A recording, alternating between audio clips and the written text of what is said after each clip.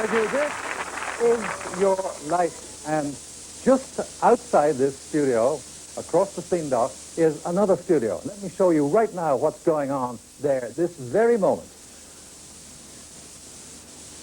Well, they're not smoking anyway. Can we see what's happening inside the studio?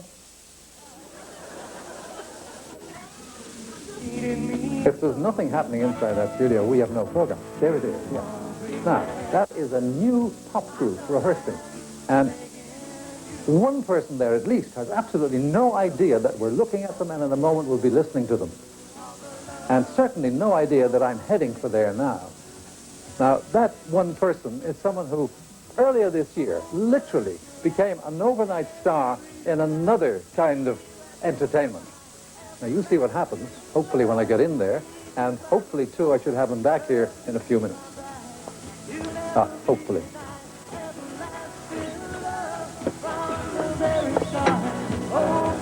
All right, here we go.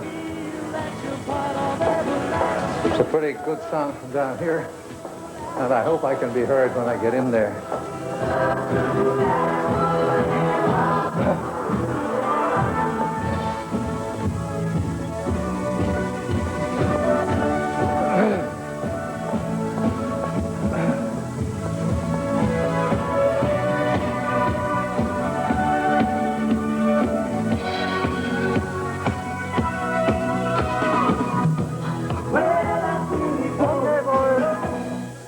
Please, thank you. Your pals made in Japan have helped me to snooker you tonight so that I can say, world champion Joe Johnson, tonight, this is your life.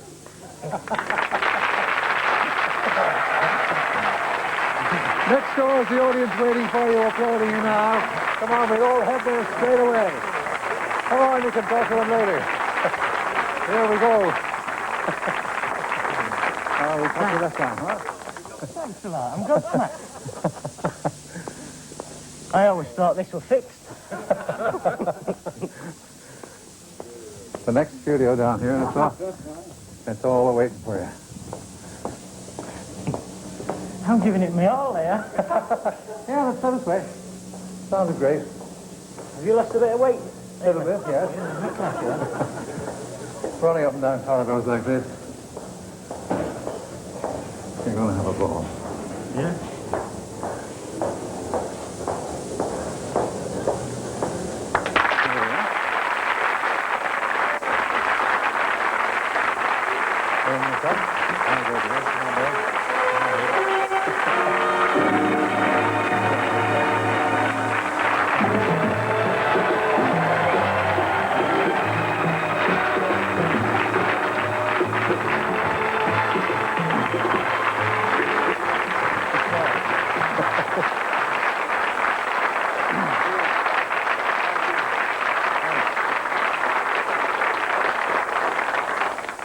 Well, he hasn't got his breath back, neither have I. Joe, your made in Japan group colleagues here, George Thompson, Steve Roberts, Carl Boyle, Dave Hartley and Jeff Harwood, and your managers, John Rukin and Wally Springett, will be hoping you go to the top of the pops as well as the top of the pops with your recording of Everlasting Love, which I interrupted.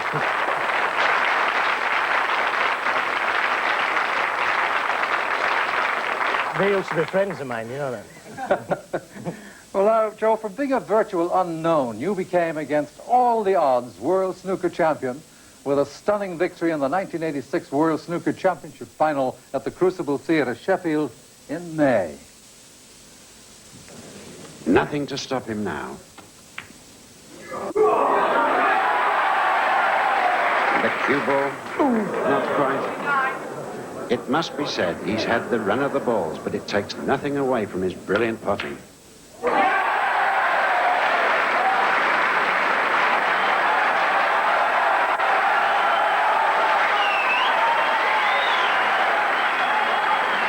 And still thoroughly enjoying every moment of it. The crowd here at the Crucible are going mad for Bradford's Joe Johnson.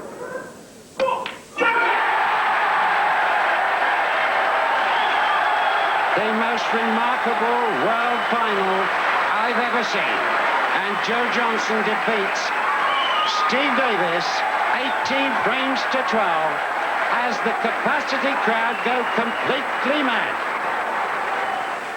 Well, you were a 150-to-1 outsider who'd never before got past the first round, and that triumph made you the Cinderella man of snooker.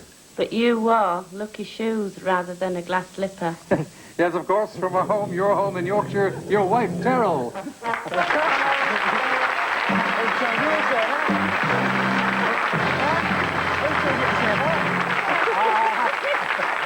Don't answer any questions.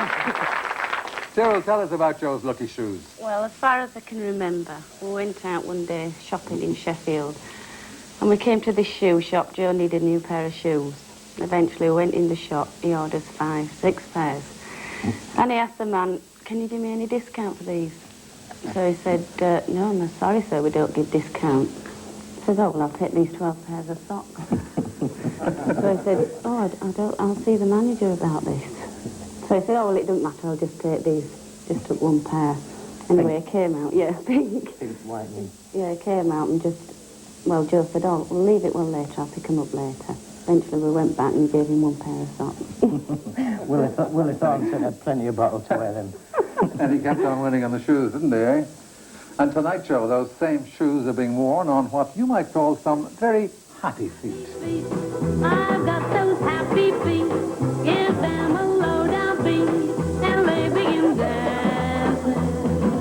I've got toes and those tapping toes, and when they hear it. Hello, Dad. These shoes are reach champions. No wonder they kept you one step ahead in the World Championships. Are you a slow singer when you wear these, Dad? I hope to follow in your shoes one day. Do they ever get too big for your shoes, Dad? Well, we're showing them... We're showing them on now, Joe. Here they come, Terrell's lovely 12-year-old daughter, Nicola, and the 4 children from your first marriage, Margaret, Donald, Matthew, and 4-year-old Jonathan.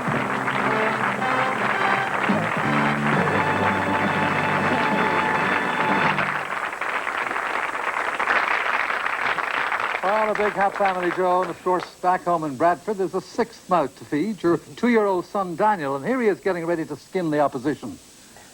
That's my snooker too.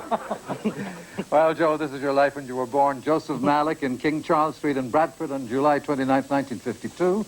Your late father came from Pakistan to Bradford, where he worked as an engineer. And you were 8 years old when your mother, Margaret, married Ken Johnson, the man who did most to encourage you to take up the game that you started with some big breaks. You certainly had a smashing time with that cue of yours. But your breaks won no applause from me. Yes, of course, Joe, here from the Bradford home, your mother, Margaret, and Dad, Ken Johnson. So,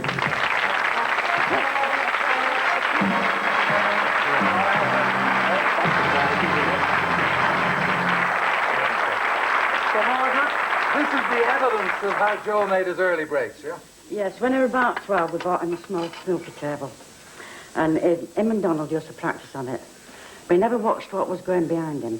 And we'd say, crash. And this is the evidence. But, Ken, even at that early age, you knew that he had great potential as a snooker player. Oh, yeah, he was really interested in it. He seems to have had a good eye at it. And then we took this club, this Bradford Morley Blue Club, and he said, "Oh, I want to practice." So I let him practice. I would go to bed, and I'd say 10 minutes, and then go to bed. This would be 12 o'clock. Next morning, we're getting up to work at 6. He's still on the table practicing. Well, you've since proved that it was not a misspent youth, Joe, and you're the pride of the rest of the family who are, of course, here tonight. Your sister Sylvia and her husband Roy, your mum's sister, your Auntie Kit, and Carol's mother, Margaret Ryan.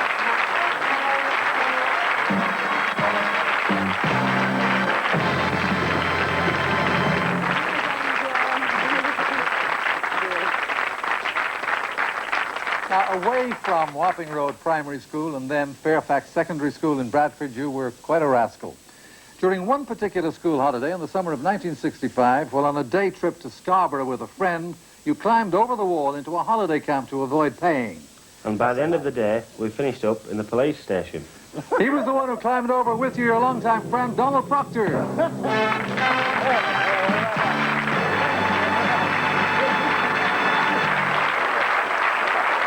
You were caught climbing over the wall and taken to the police station. Donald, don't We have enjoyed to have to ourselves answer that much. We've just lost track of time. Yeah, we did, yeah. So We missed the last bus home. So he ends up walking down Scarborough, crying his eyes out. The police comes and picks us up and takes us to the police station until his parents can come and pick us up. Thank you, Donald Proctor. By the time you were 14, Joe, the snooker bug continued to bite hard, and you used to spend hours playing in a billiard hall in Bradford. Now, the owner was not the sort of person you'd usually associate with running a billiard hall. 73 years young, Gladys Crossley. Hello, Joe. Hi, Gladys. They didn't always drop like that for me when we used to play for the price of a game at my old club under Burton's and later at Sackville Street. I used to let you sweep the tables in return for free games, and then you used to sweep the board against all comers. Do you remember some of these opponents when you were just starting to master the game? Derek Pollard. Never seen him play as quick. Get the thing. Ready? Great. Well said.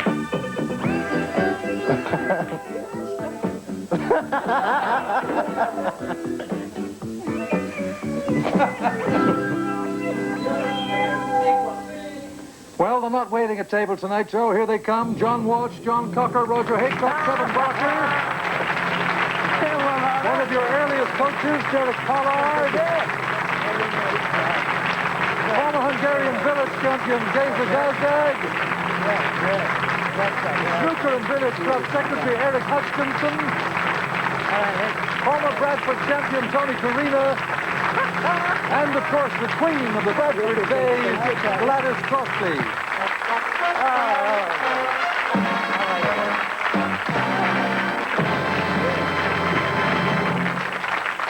That's 17 years ago, Joe, you were involved in an extraordinary match in the Burton's Billiard Hall in which you were hoping to win a side bet of 7 shillings and 6pence.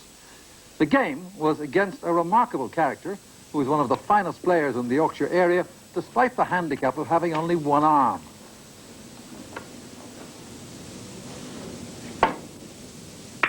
What a player he is. They could have played. They call me the one-armed bandit.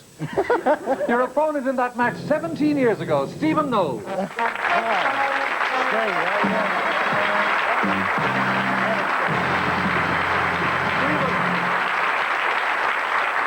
one-armed bandit you may be, but you weren't paying out money that night. No, I won something better than money that night. But what, you had a bet of 7 and 6, didn't you? I did, but I was playing Joe, and I thought I'd beat him. I usually did at that time. You did, yeah. And Joe beat me 2-1, so I said to Joe, well, I've no money. We take this cue instead. So obviously took it, and played with it ever since, and I'm delighted to see him win the world title with it. Thank you, Stephen Knowles.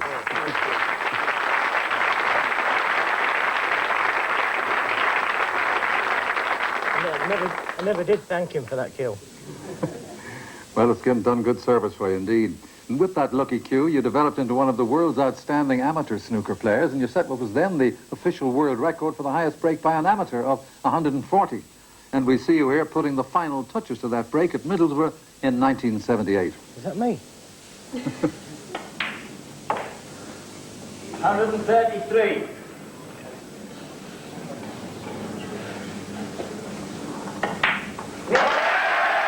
Your opponent, when you made that record break, you went on to become a prominent professional, Graham Miles.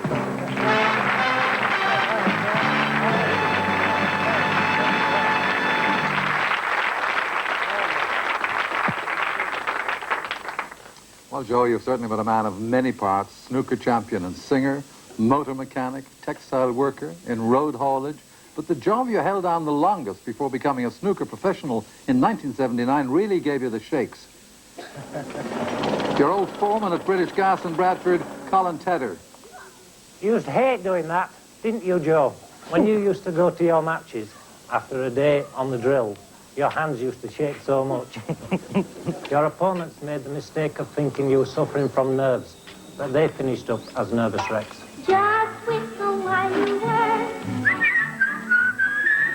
In 7 years as a distribution service layer with British Gas in Bradford, that's pipe layer to the uninitiated, you came up with some really good excuses as to why you couldn't do the digging. Can't dig today, boss. Doctors told me to take it easy. Can't dig today, boss. Got a bad back. Oh. Can't dig today, boss. Got a vital match tonight. But they're not taking digs at you tonight, Joe. Your former workmates, Colin Tedder, Keith Whitehead, Bob Bradshaw, and Cliff Baxter.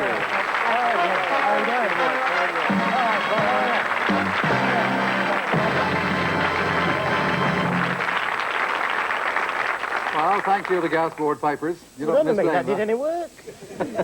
Do you miss laying those pipes, Joe? I do, as it happens. I could go home and sleep at night. Well, now, your first few years on the tough professional snooker circuit were more about taking part than winning. There were hungry days, and the diet you followed made a mighty impression on one of your old rivals. As he recalls now, during a tournament break in Reading, the one and only Alex Hurricane Higgins. Well, hello, Anne. And hello, Joe. What a surprise. Well, Joe, it's a long time since we played that small tournament in Barnsley. And I suppose at that time, money was quite tight. I think we lived on a diet of black puddings most of the time for the few days we were there. Anyway, have a wonderful night tonight, Joe, because I think you've really earned it. Cheers. And here, joining Alex at the table, are three more of your snooker pals, Tony Knowles, Willie Thorne, and John Parrott. I think we're trying to tell you something. There's the message. Cheers, Joe. See you, champ. See you, champ. Thank you, Tony Knowles, Willie Thorne, John Parrott, and Alex Higgins.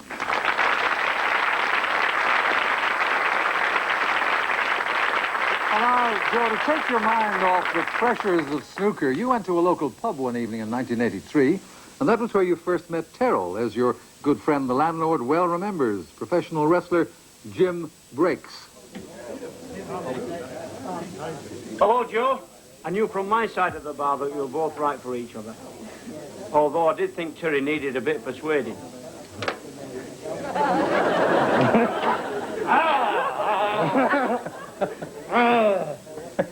After I persuaded Terry to go out with you, you've had a perfect hold on each other ever since.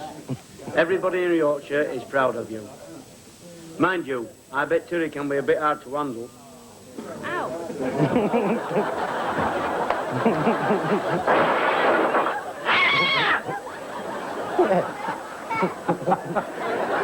He's not behind bars at his seconds out pub in Batley tonight. Jim Breaks.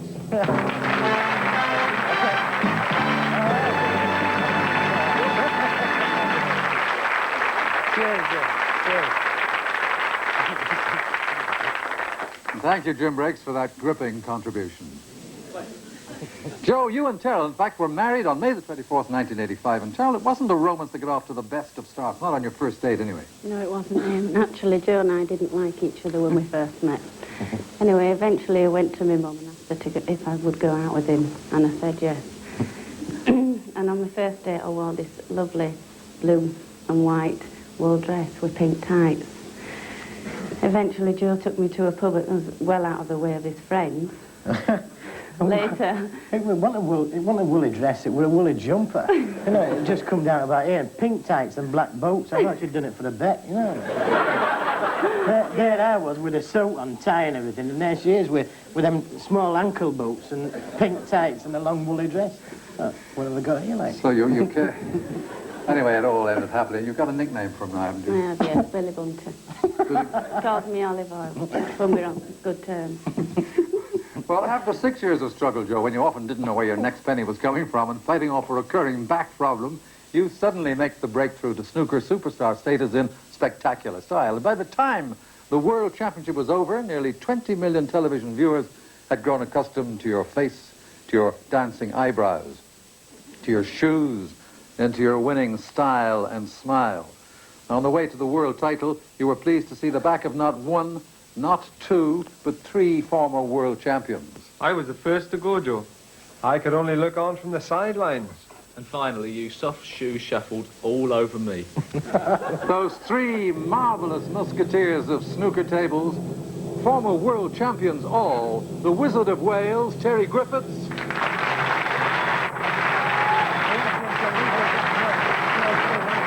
The Irish idol who always makes snooker a great spectacle, Dennis Taylor.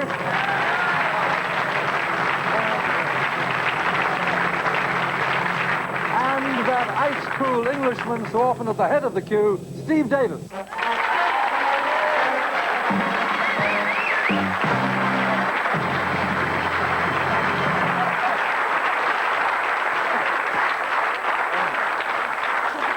Terry, I know that Joe considered you his snooker bogeyman until his world title victory against you. I'd never beaten him. Well, yes, I had beaten Joe a few times, but... You haven't beaten me, you give me some right hammering. No, I did like to say that, but no, he played really well against me in the World Championships. I said from 12-9, I was 12-9 in front, and he played 4 frames that were as good as I've ever seen, really. I think it gave him the self-confidence he needed to go in and win the World Championships. He played superb those 4 games. And then, Dennis, he succeeded you as world champion. Well, I suppose, Damon, if I was going to lose the World Championships, although he didn't beat me, thank God, but I couldn't have lost it to a nicer fellow, because just a few weeks ago, in fact, just to give you an example of what he is like, we played a tournament over in Dublin, and he fluked the ball to win one of the frames, and afterwards, he finished up losing the match, but he said he was so embarrassed at getting the fluke that he couldn't go on and play after it. And that sums up the character of the fella. And I think with his shoes and these coloured glasses of mine, I think we'd make a good combination for next year's World Championship. And Steve, defeat must have been particularly hard for you to swallow, particularly at your loss to Dennis the previous year. That's right, yes, but I was looking at all those balls flying around that Willie and John Parrott, and it was like watching them playing Joe. He was sploshing them in all over the place, and I just sat down for most of it, watching his shoes. I'll get you there. Steve Davis, thank you. Dennis Taylor and Terry Griffiths. Cheers.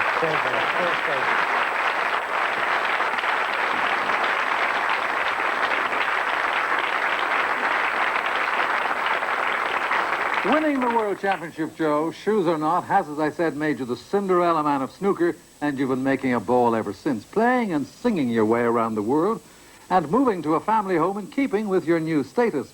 Now, not that you get all that much time to be there traveling the world as you do. Only recently, on board the QE2, during the voyage, you were asked for an autograph by an American whose face you didn't recognize, but you knew his music well. New York, New York, so good they named it twice. New York, all the scandal and the vice. Yes, Joe, he wrote that international smash hit, that same autograph hunter from the QE2, one of the world's great modern songwriters, Gerard Kenny. Gerard,